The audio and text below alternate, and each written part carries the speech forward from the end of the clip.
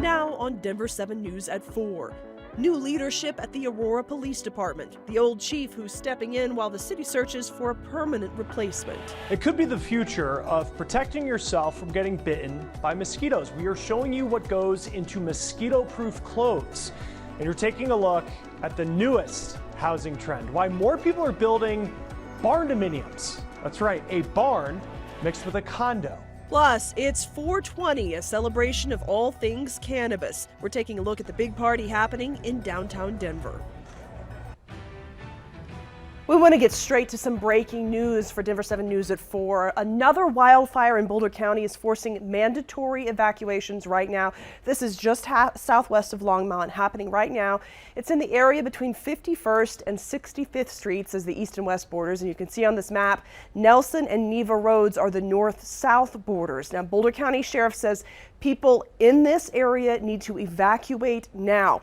Right now, we know the fire is burning about 25 acres. We do have a crew on the way there to bring us the very latest when they arrive, and we will keep you posted on air and on thedenverchannel.com. Also breaking right now, a fire is burning in the city of Monte Vista in Rio Grande County. That is about 100 miles southwest of Pueblo. We spoke to a reporter at the Alamosa Citizen there who told us the city manager says several homes have burned, but they didn't have an exact number yet. Mandatory evacuations are in place for the northern part of that city, and we will continue to follow this fire and bring you the latest updates right here and on thedenverchannel.com. The city of Aurora has selected an interim police chief while it works to find a permanent replacement for former Chief Vanessa Williams. Former Chief Dan Oates will head the department for now. He was the Aurora police chief from 2005 to 2014 before leaving for other gigs in Miami Beach and Baltimore. The city is expected to pick its permanent chief by the end of the year. We're remembering the lives lost on one of the darkest days in our state's history. Today marks 23 years since the Columbine High School shooting. Ever since, classes have been canceled on the 20th of April. The school community has committed to paying respects to those lost by making it a day of service and encouraging others to join in. There's also a run for remembrance. That's happening on April 30th at Columbine High School. All right, going to the hospital can be expensive. Both the state and the federal government have taken steps in recent years to bring down the costs or at least make them more transparent. This year, a bipartisan group of lawmakers is continuing that effort with two bills. The first would give patients the right to sue hospitals if their prices are not transparent.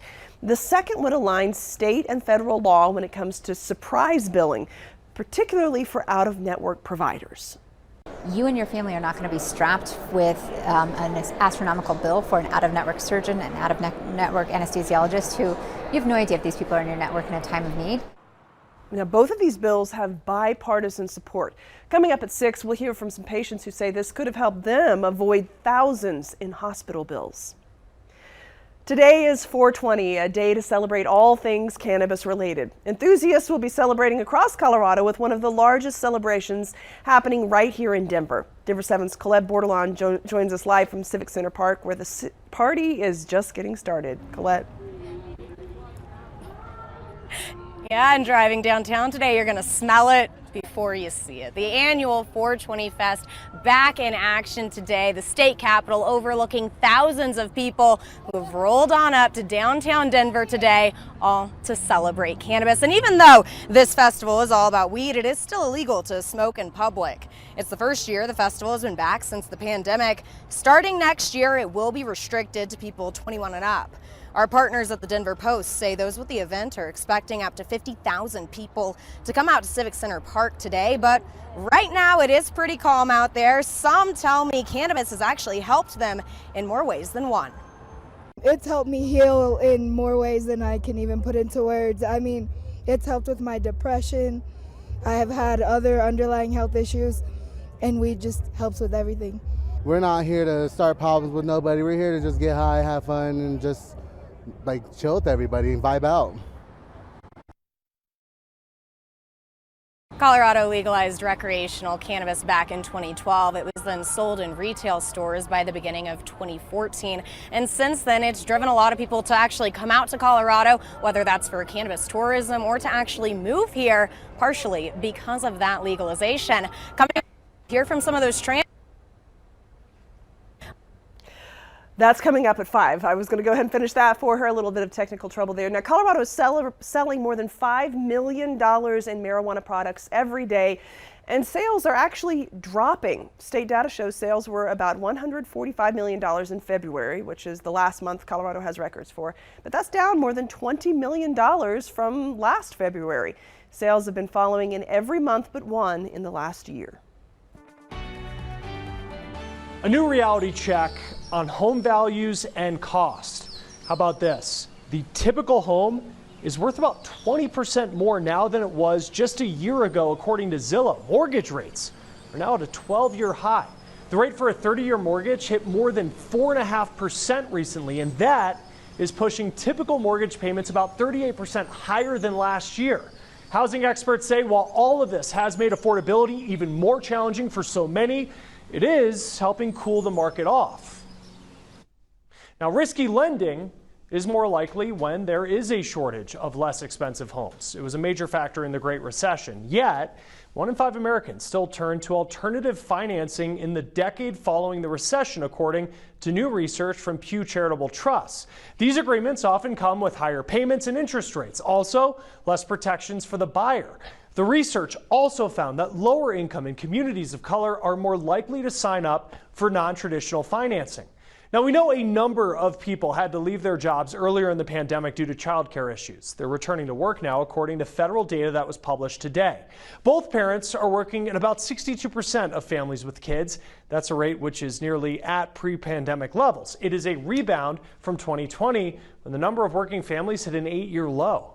Especially for the wives and the mothers, they were more likely to have to quit their job to take care of the child care.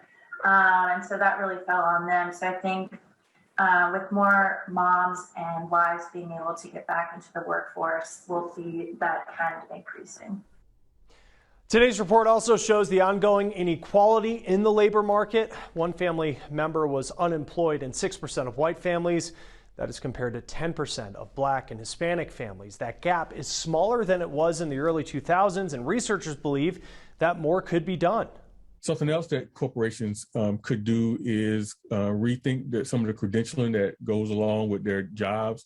There are a number of jobs that for example, may require certain higher educational degrees or things of that nature that really could be done by somebody who've gotten reskilled or upskilled. Now, the employment rate for single moms with kids under 3 dropped during the pandemic and remained low in 2021 while the expanded child tax credit was in place. Experts say with the credit gone in 2022, more of those mothers could end up back in the workforce. Bright lights and reflective glass on buildings are killing migrating birds. One building alone, may have had as many as 500 or 600 birds. We're going to take a look at the growing effort nationwide to keep this from happening. And a tough start for the Nuggets in the NBA playoffs, now down by 2 against the Warriors. Coming up, why they say the fans could play an important part in tomorrow's game.